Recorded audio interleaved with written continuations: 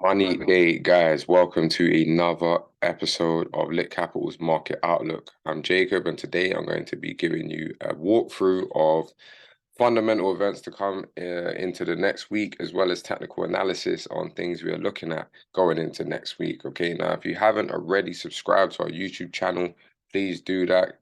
Give us a like, give us a follow. You know the vibes. Before we get into the charts, of course, check out our website at www.litcapital.co.uk and start your inquiries with us if you're looking to start trading and learning the skill set and learning how to analyze and break down charts.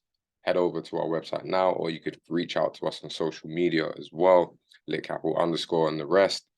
And yeah, if you're looking at any of our mentoring services, you'll find all of our packages on our website. Okay, so before we get into it, we're going to check the economic calendar for the week ahead, okay, to see what news events are coming out, what could potentially impact the market on release, okay. Now going into Monday, looking at what we got, nothing high impact standing out. So Monday will probably be a day of technical analysis.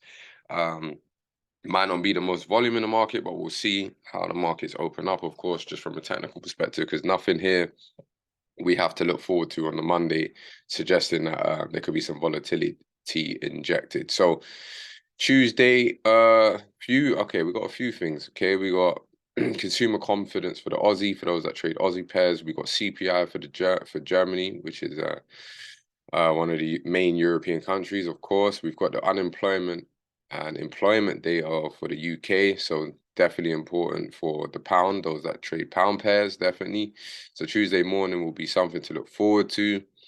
And then going into the afternoon, heavy stuff. We've got the inflation data coming for the US, okay? Very hot and heavy news coming out of the US with the inflation. That will be for Tuesday. For Wednesday, excuse me, we've got goods trades balance. Kind of impacts that could kind of impact because it's like GDP data for sure. Afternoon, PPI kind of, but the inflation is probably the main thing the day before for the US. Okay, heavy again. So Wednesday evening, we have the federal interest rate decision. Okay, now interest rates, inflation, yeah. Okay, so the dollar is definitely going to do something this week for sure. Just looking at that, and then we've got a press conference after the interest rate decisions, kind of see how those members are feeling about the economic outlook for the US. Now Thursday, balance of trade for the yen pair, and then we got some employment data in the middle of the night for those that trade Aussie pairs. Retail sales for China, kind of important, but not directly. Okay, Thursday afternoon, we got interest rate for the euro. Again, interest rate decisions, anything to do with central banks, highly volatile conditions could enter the market, okay? Retail sales as well in the afternoon. So Euro USD lovers, definitely Thursday might be the day for you as well as Wednesday, depending on if you trade that late into the evening. Okay, now finishing up Friday. Okay, Bank of Japan for those that are yen lovers. Okay, you might be asleep. You might have to have an early one just to check if you're in any trades regarding the yen, because anything regarding interest rates, yeah, is going to provide some type of spike. So what else? We got CPI for the euro. That's about it. Michigan consumer sentiment, but the majority of things to look forward to is kind of midweek. Thursday, Wednesday, Tuesday, Wednesday, Thursday is kind of what it's looking like. So if we head over to the charts with that in mind, we can start with the dollar. That's not a problem. So if we go off of just how we finished up last week, this is kind of the picture we're in at the moment. We've kind of been on a rise with the dollar. We've had a few retracement weeks. I do think we can potentially head higher. I don't think we've fully broken down into bearish settings. Where we've kind of come below this low on the Thursday, taken out this low, and then Friday we started to build again. We are within this candle here, which is of interest because that's what gave us this move to the upside. Looking at the 4-hour picture. Now, the only two things I'm thinking about is whether or not we want to kind of sweep these lows that were made last week and then start a new pattern to continue higher, or if we want to build off that going off of, you know, taking out the daily lows and just continue to build. It has kind of done that in terms of just here. But again, you know, there's no real opening for us to re-enter on the dollar. But, you know, considering what the picture looks like, there's two scenarios, whether we're going to continue up or come down. Remember, with all that news as well, the Fed interest rate, inflation data, that could cause spikes as well. So Monday might not be anything, and then going into that Tuesday and Wednesday, we might start to see the dollar pick up. So I'm still bullish on this. I don't think we've fully broken down yet. There is another area lower if we do decide to break down, but I'm expecting us to try and take out some of these highs that we left up here. So whether or not we're going to do that with the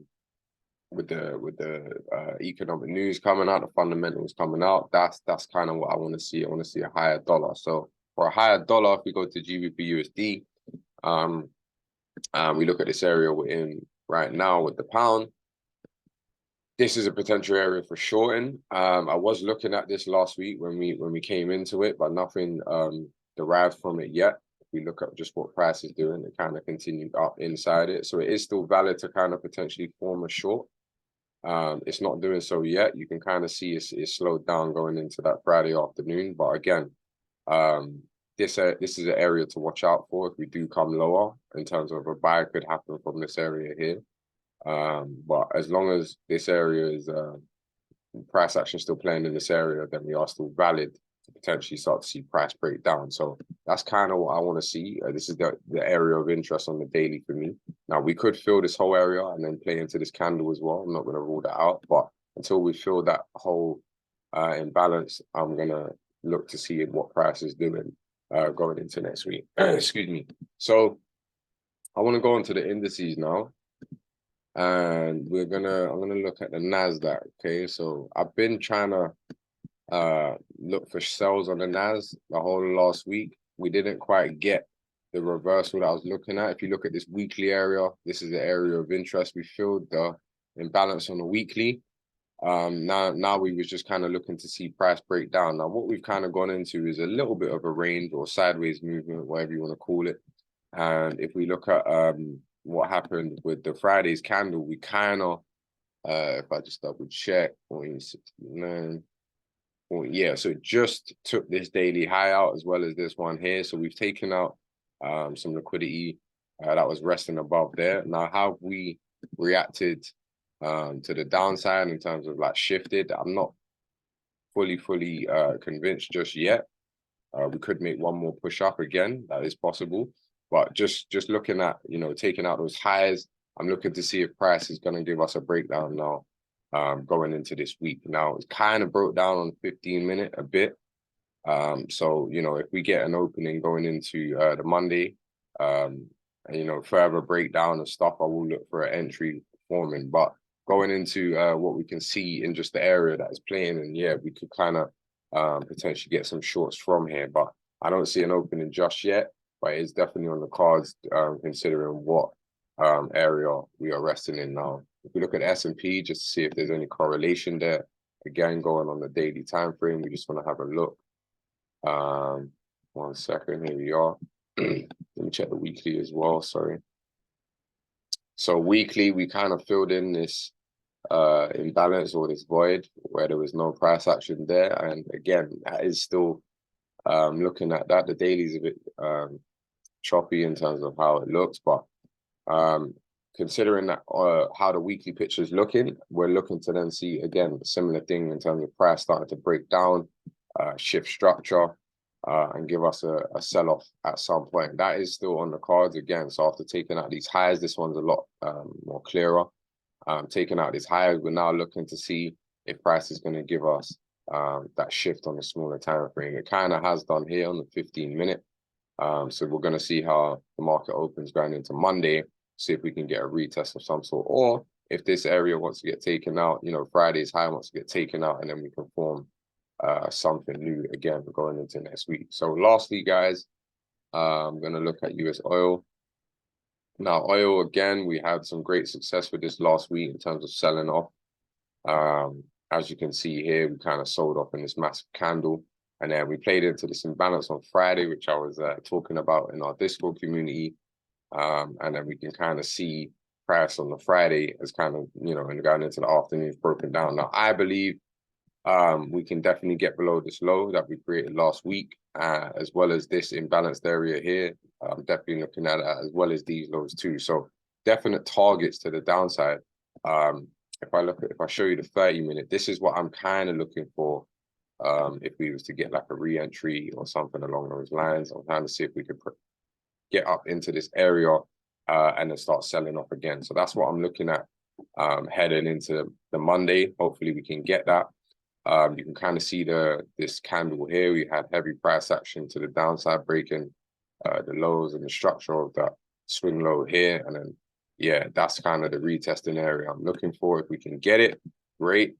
Got to be patient though. If the market just has to open and continue lower, not interested. You've got to kind of have an area that you're willing to stick by, that meets the criteria of what you deem a safe trade and all of those things in terms of your risk management, because you don't want to just be opening yourself up to a bigger stop loss if you don't need to. So that's what I'm looking at for the week, guys, all of those pairs. I'm excited for this week. You can see there's a lot of news that is going to affect the market. So those are the ones where there's likely to be heavy opportunities. So hope you guys have enjoyed this video. Again, please like and subscribe if you haven't, and check out our website as well if you want to get to know how we are marking up these charts, how we're reading these charts. Okay, that's it for me, guys. Hope you've enjoyed. Have a blessed Sunday. You know the vibes. It's lit side, and please remember, every day is money day. Peace.